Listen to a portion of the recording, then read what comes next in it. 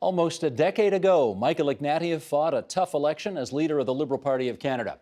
Although he didn't win the day then, it turns out it may have been a meaningful precursor to the fight he's been facing of late. Having returned to academic life as the rector and president of the Central European University in Budapest, he's been making the case for small L liberal values in the university's ongoing battle with the Hungarian government. So, joining us now to reflect on that and the wider context of populist unrest in Europe, here's the former MP for Etobicoke Lakeshore. There's Michael Ignatieff. Welcome back. Nice to be here, Steve. And whenever I say welcome back to you, I always have to start by reminding everybody, you used to do a show here at TVO in this studio, I don't know how many years ago, but it was a lot. Absolutely. I can't believe I'm still standing. You know. Well, you're sitting at the moment, but anyway. The last time we spoke, your university was in Budapest, Hungary. Yes. Where is it now?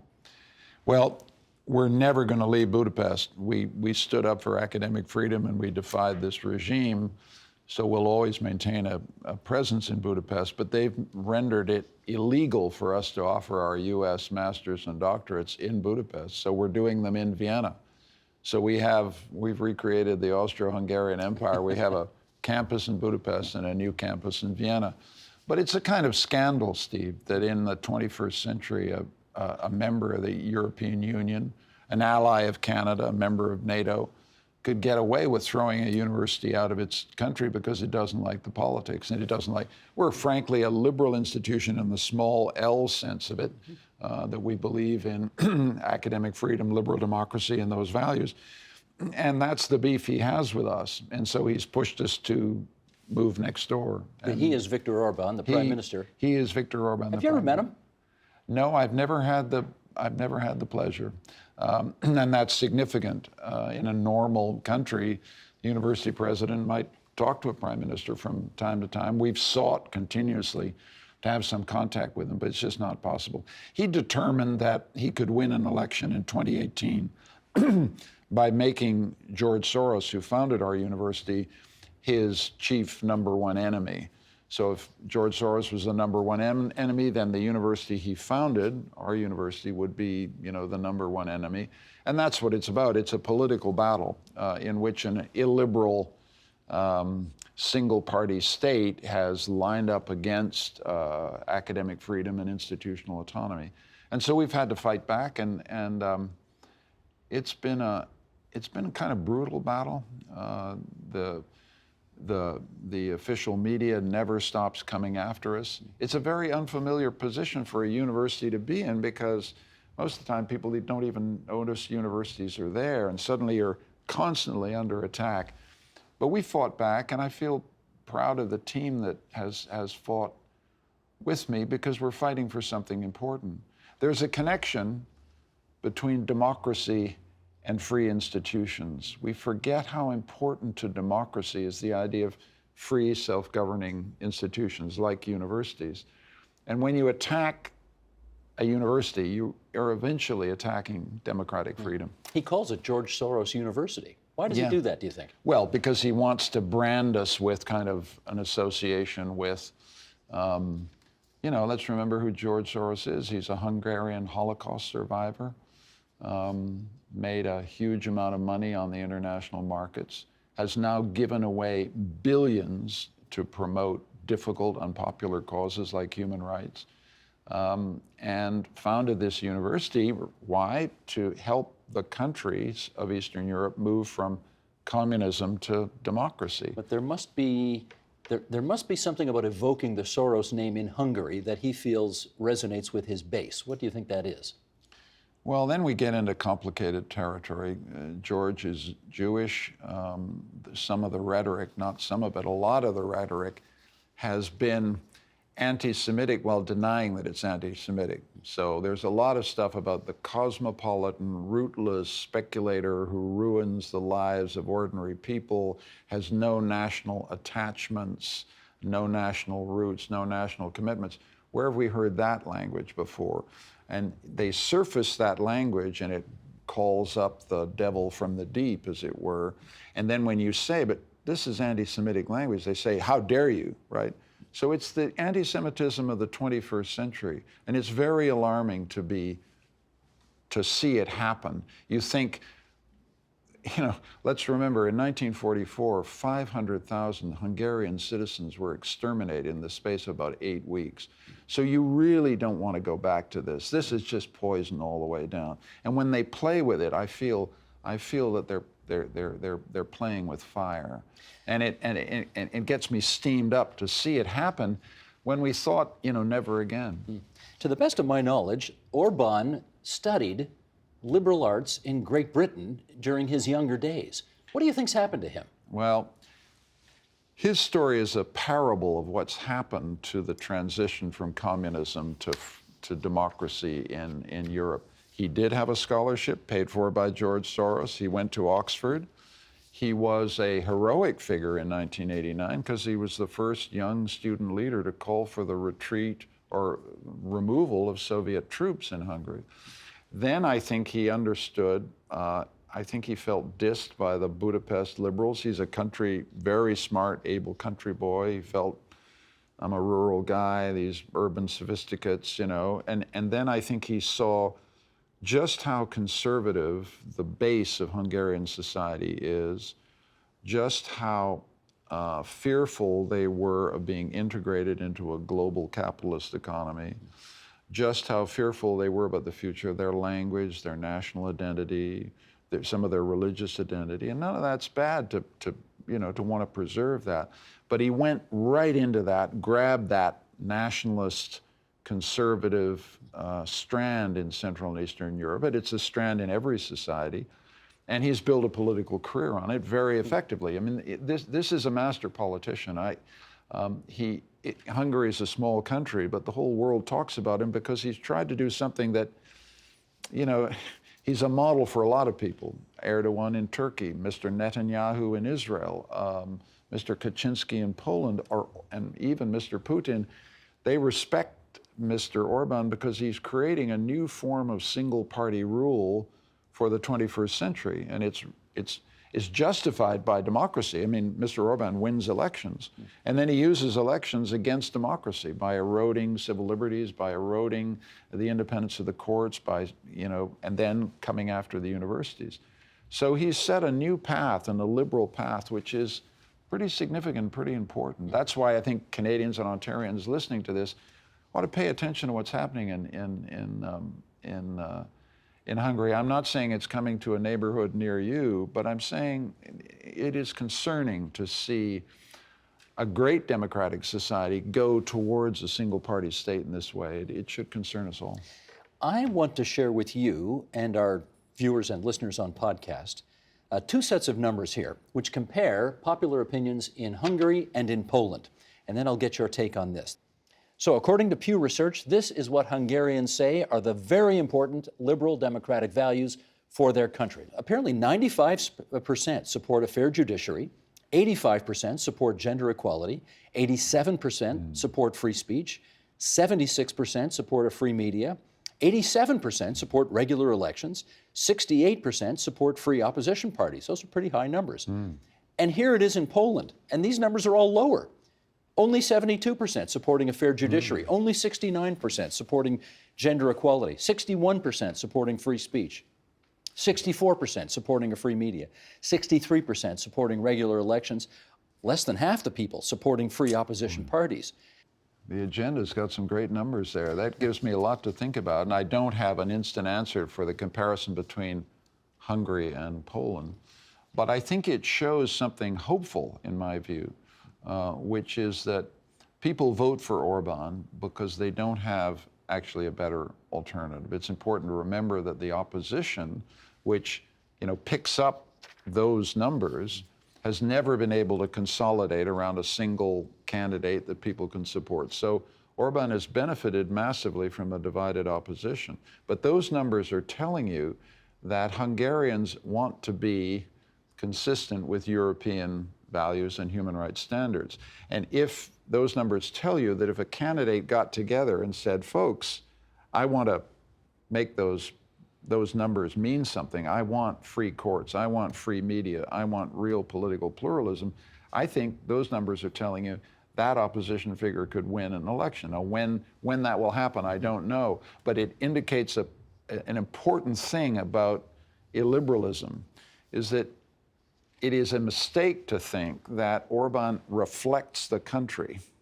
Orban shapes the country from the top down, but this is a country that wants to be a modern Western European democratic society.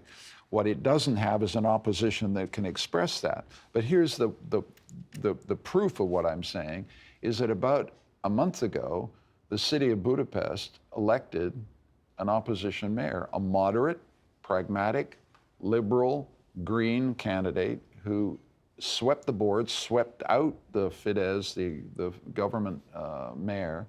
And that's a sign of what those numbers are saying to you. They want change. So I don't feel Orban is the end of the story. And I don't think illiberalism is going to triumph over liberal democracy. I think those numbers are telling us an important story, not just in Hungary, but also in Poland, though I can't explain the difference between the two numbers. Let me now read an excerpt for you. This is by Ivan Krastev and Stephen Holmes, an excerpt from their new book, and here we go. Central European elites saw imitation of the West as a well-traveled pathway to normality. Encouraged by hopes of joining the EU, the reformers underestimated the local impediments to liberalization and democratization and overestimated the feasibility of importing fully worked-out Western models. The wave of anti-liberalism sweeping over Central Europe today reflects widespread popular resentment at the perceived slights to national and personal dignity that this palpably sincere reform by imitation project entailed. What's your view on the suggestion that, well, I think the suggestion is that Eastern European countries are really not quite ready to recreate Western cultures in their midst? Well, that's a very good book by Ivan Krastev and Stephen Holmes. These are people I know and respect, and they really know the ground. They're making a key point, I think, which I think Canadians would resonate with, which is that nobody likes to be told the only way you can go is to copy someone else. Canadians don't want to copy Americans. We like living beside them, but there are a lot of things we do not want to copy. Eastern Europeans do not want to copy Germany and France. They don't want to be Germans. They want to be Hungarians, Czechs, and Poles. That's what that story is telling you. Emulation, copying, being told that's the only objective you can have creates resentment because people want to defend, they want to defend what they have. They want to defend being Hungarian. Orban has been a genius at capturing that resentful feeling that they don't want to just become Germans or French people. They want to stay Hungarian. And so, nationalism, patriotic pride is just the building block of all politics everywhere. And liberals forget that at their peril. And if you have a political story that says, we want to be transnational, we want to be cosmopolitan, we want to have, a borderless world, at a certain point, there's going to be a pushback. And we see the pushback in Europe, but we would also see it in Canada. Canadians want to be Canadians. We've had a 150 plus year experiment in being different, doing our own thing. And I just think that's bedrock to all politics everywhere, whether you're a conservative, whether you're a liberal, whether you're a New Democrat, whoever you are. If you don't have a story about why you love your country and want to defend it and keep it distinctive in itself, you're not going to win an election. Have we been too arrogant in the West, suggesting you got to be more like us if you want to be ready for prime time? I think the straight answer is yes, sometimes arrogant. It's been appropriate for us, because I teach human rights, for us to say, look, every democracy is going to be different, but we think democracy is a better system than a totalitarian or authoritarian one. We should have said a little more, there are different strokes for different folks. Democracy doesn't come in one color, one size fits all. Canadian democracy is completely different from American democracy to the south. Hungarian democracy will have its own national characteristics. Where we were right to say is, look, there's some things you shouldn't ever do to anybody, and that's what we're saying with human rights.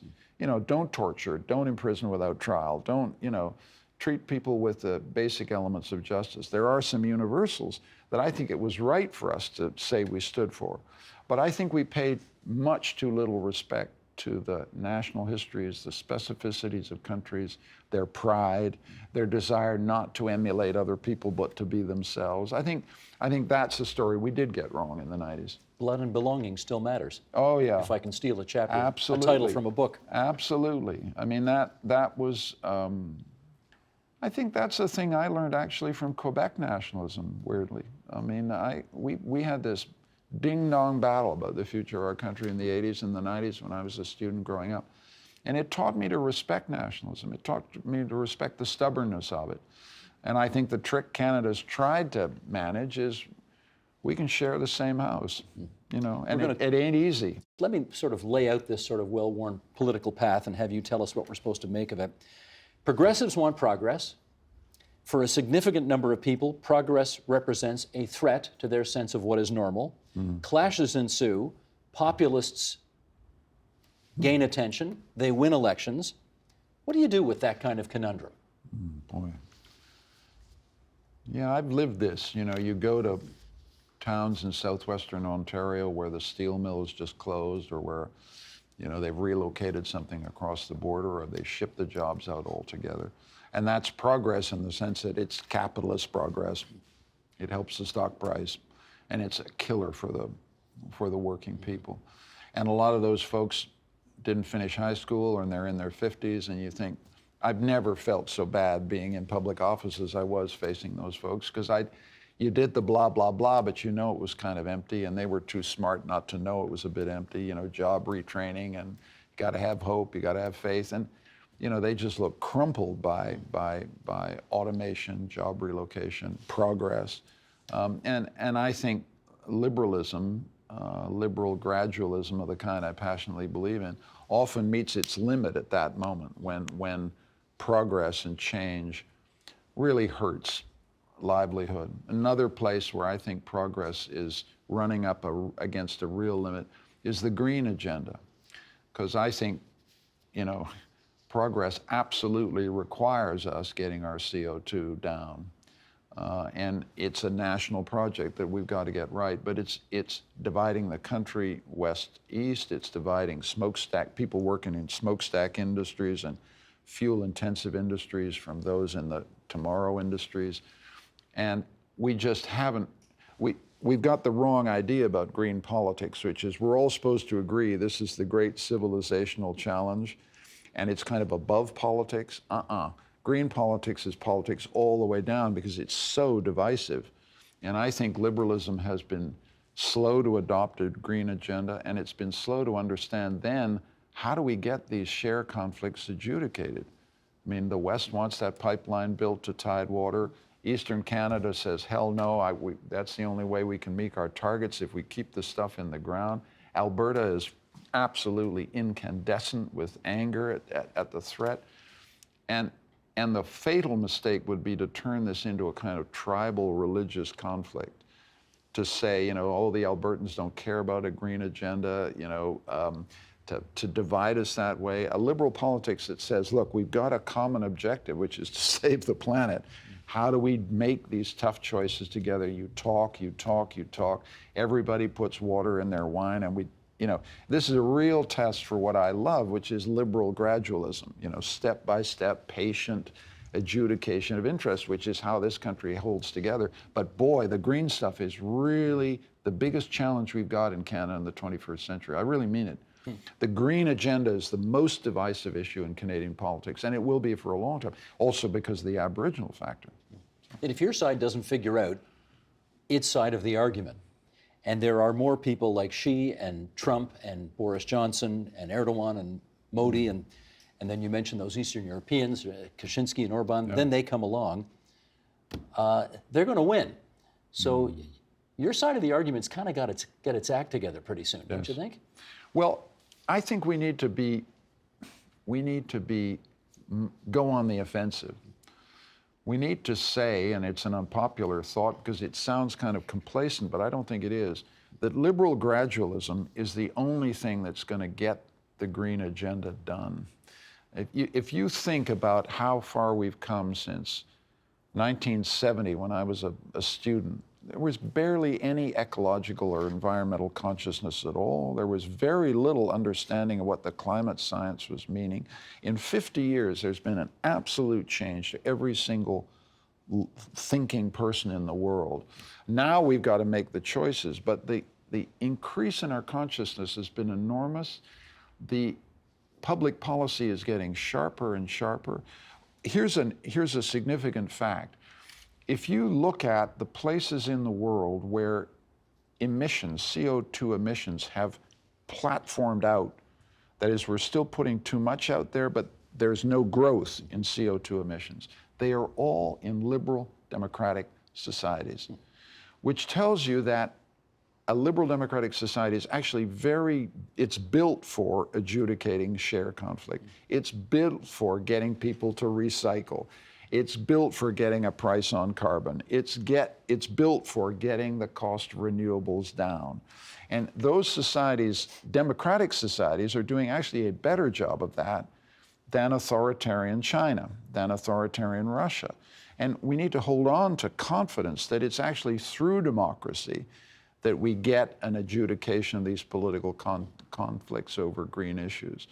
It's renewed my faith in democracy, not made me more pessimistic about democracy. We either do the green agenda democratically, we're not going to do it at all. I can't have the former leader of the Federal Liberal Party in that chair, and as I hinted at earlier, and not ask him questions about Canadian politics. Yep. You knew this was coming. How carefully did you follow the last just completed federal election in this country? Well, I get it on my news feed every morning, and my wife and I sit in bed and feel basic relief that we're not in the bear pit still. Did you take any particular lessons away from the results of that election? Well, I think a minority government was a kind of bit of a slap in the face to my party in a way. I mean, I think there's a kind of sense of relief that it wasn't worse, that the minority is quite strong. The Prime Minister campaigned hard. He's an unbelievable campaigner, and I think they kind of pulled it out. But I think it's been sobering, and I think that's probably good for a Liberal Party. I think it will force much more cross-party collaboration. I think that's good. I think you can see a minority government lasting for a while. How long's a while? Well, they usually last 18 to 24 months. I could see this going 3, possibly 4, actually. But look, years. Possibly, possibly, just because I think the stars are aligning in a certain way to favor stability. And I think, as I said before, the green issues are the really tough ones. They're national unity issues in our country, and handling them wisely will be the test of the next mandate. But I think the stars are aligning to make this better. We've had a very strong resurgence of Quebec nationalism. We've had a very strong resurgence of Western alienation. I think it's important just to remember we have been here before. This is the ground condition of Canadian politics since forever. I don't see it as being fundamentally new. The thing I do see as new is that the share conflicts are now fundamentally about the green agenda in a way that they weren't in the 70s or 80s, or they weren't in the nationalist period before. Now, the green agenda is the thing where we've got to get our public policy right. But I think that I hope the election was a lesson in humility, sobriety. You say you hope, because that is certainly one of the questions that's percolating Canadian politics right now is, did the Prime Minister and did his party understand that they ought to be somewhat chastened right now, and the jury is out on whether they are? Yeah. I think they should be. I am not in a position to give anybody any political advice, since you will recall just how well I did in that last election. So I don't actually have the credibility to give anybody, least of all my successor, advice. But I would hope that it's chastening and sobering. The public sent this government a message, and I think they will, because they're all very politically smart. The Prime Minister, whatever, is a very shrewd political master of his game. He will read the tea leaves. I have no doubt about it. Is one of the takeaways from this election that some politicians amazingly have incredible layers of Teflon and others don't? Yes, I think that's true. I think there's no question. And that's a huge political asset. But again, don't abuse it. Don't misuse it. Be careful. That's pure treasure. It's pure lightning in a bottle. Don't overdo it. As a guy, because you can lose it. Sure. And as a guy who's been through all that, do you find a sort of fundamental injustice in who gets the Teflon and who doesn't? No. This is about this is about deep stuff in our country. You have a prime minister who speaks both official languages perfectly, who is credible in both of our fundamental national communities. You have a man who has a name that is deeply resonant in Canadian politics. I'm not, you know, and then he's a good-looking guy. I mean, he put it all together. I mean, I feel, the key question is whether he will use these gifts wisely in the next mandate, and that will be a test of his leadership. It'll be a test of his toughness. It'll be a test of his decisiveness. It'll be a test of whether he's willing to get down and really master the difficult questions of national unity. The job of a prime minister is keep the country together. That's what you do. And he will have to keep the country together. And that means Aboriginal Canada, it means Western Canada, it means Quebec, it means all our regions. It's one of the most difficult political jobs in the world. And as a bystander, I can only wish him the very best of luck. Because, the country's future depends on his wisdom, his sobriety, his humility, and his discipline. I want to just finish up by, I always like to have a little fun with you when you come in here because you do have history with this place. Yeah. And I want to remind everybody that it was almost exactly 25 years ago that you and I sat in this very studio and talked about a book that you had just written called Blood and Belonging, about the spasms of nationalism in the world. Yeah. As much as I fear doing this, do you want to see what we looked like 25 years ago when we had that conversation? Steve, I really dread this. Boy, you're going to see a lot of miles on the clock here. Okay, Sheldon, let's introduce the horror show to come. Roll it, please. What we have to find is a form of state government or state order that allows ethnic groups to have self-determination in the states that matter. This is why the Canadian story is so important, so crucial. If we can show that you can have two nations, and I regard the Quebecois as a nation. If we can have two nations sharing a single state, we can prove that you do not have to fragment state structures in order to give nations self-determination. In other words, we can have a situation in which we can collaborate in the business of maintaining a state structure. If we fail, the whole world is going to draw one overwhelming lesson, which is that every nation in the world has to have its state. If every nation in the world has to have its state, we will have 5,000 states instead of 300. And that is a recipe for chaos. Pretty good hair back then, I got to say. It feels deeply embarrassing. Where did that hair go? I haven't got much of it left. You still got your hair. What are you talking I got about? Some. Do you know what? Can I say, though, 25 years later, those words still seem pretty wise. And how do you think we're doing at accommodating two nations inside one country? Well, I think Canada, when I was in Spain about 2 weeks ago. Every time a Canadian arrives in Spain, they ask you one question: how do you guys do it? They put separatist leaders in jail there. They put separatist leaders in jail, and my Canadian instinct, frankly, is that that's a mistake. I'm strongly in favor of the national sovereignty of Spain, but I think judicializing and criminalizing a secessionist attempt was a political error. These things are solved as we've solved them by talking and talking and talking. We had 30 years of this or something in Canada, and we were all sick of it, but the talking saved us. And I think now, and it doesn't mean we love each other. It doesn't mean Quebec nationalism is over. It doesn't mean threats to even Western separatism will not entirely disappear. But we've managed to create a political frame in which we talk, we discuss. We don't necessarily love each other. We don't necessarily understand each other all that well sometimes. But I think there is a kind of basic existential commitment to the dialogue that makes us Canadians. And that really is important to the world. I mean, it's important when you go to Spain. It's important everywhere.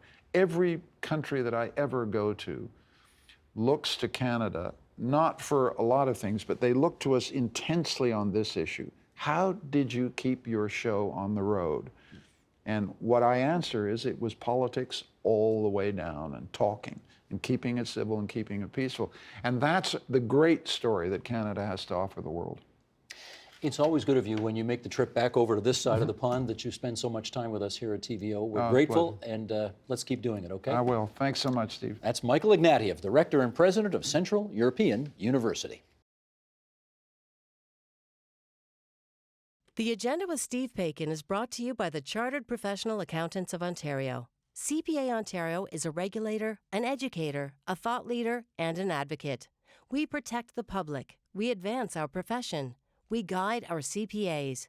We are CPA Ontario. And by viewers like you. Thank you.